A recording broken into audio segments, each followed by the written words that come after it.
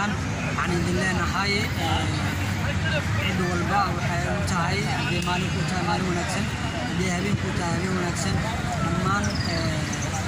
وحمانتا مركز الوقت ير قادم دونا حرمتا بالجل كده حصل الأسبوع ده كل ده الموين كدول برادر وحنا كمية ميلها الوضع الحسابه دولكين Soomaaliya waa ay meel badan yihiin maanta waxaan soo aaday halkaan si aan waqti ugu soo qaato bulshada Soomaaliyeed meel kasta ay joogaanna si ay markaas qayb weyn uga qaataan dalka si meelaha dalxiiska oo aad u qurux badan waxaan si toos ah ugu daawanaysaan markaas تويتر تي في أنا عايز أقول دونا مركزي يا أبي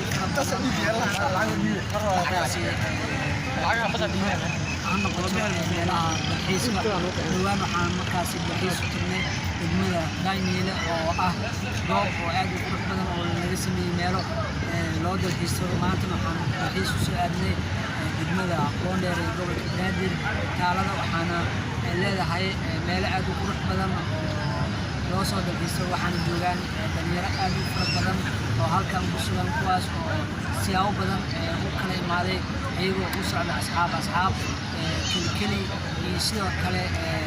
kuwa u socda lamaane oo halkan waqti aad u qurux badan ku qaadanaya annagana waxaan ka mid nahay dadka halkan ku soo daawashatay galabta oo jawiga aad u qurux badan u qaadanaya waxayna noqon doonaan meel aad u qurux badan jiro oo hadda maanta waxaa markaasi daaha lagu rogay markaasi la furay xarunta balanka ah oo iyadana aad u qurux badan waxayna ka mid tahay meelaha loo dalxiisado dalka waxaana horumarkaasi ballaaran u tahay bulshada mid aad u qurux badan waxaan tusaynaa muuqaalka maanta ayaa si toos ah daaha looga qaaday waana ekis baarlamaankii hore oo hadda si aad badan loo kordhiyey maanta aan joogno waxaana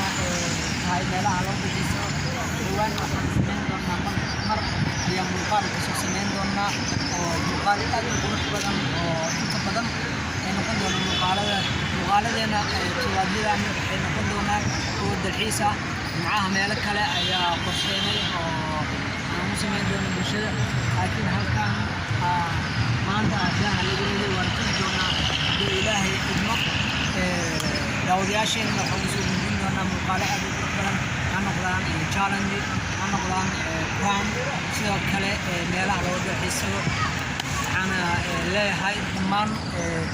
muuqaalkan in daawanayso si qurux badan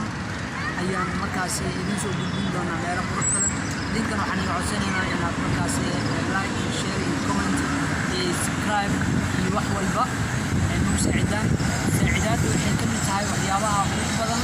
ee Soomaalida isku saacidaan waxay tihiin dad fiican waxay tihiin dad aad u qurux badan dad samaha jecel anagana waxaan nahay dad samaha jecel qalbiga looga taagay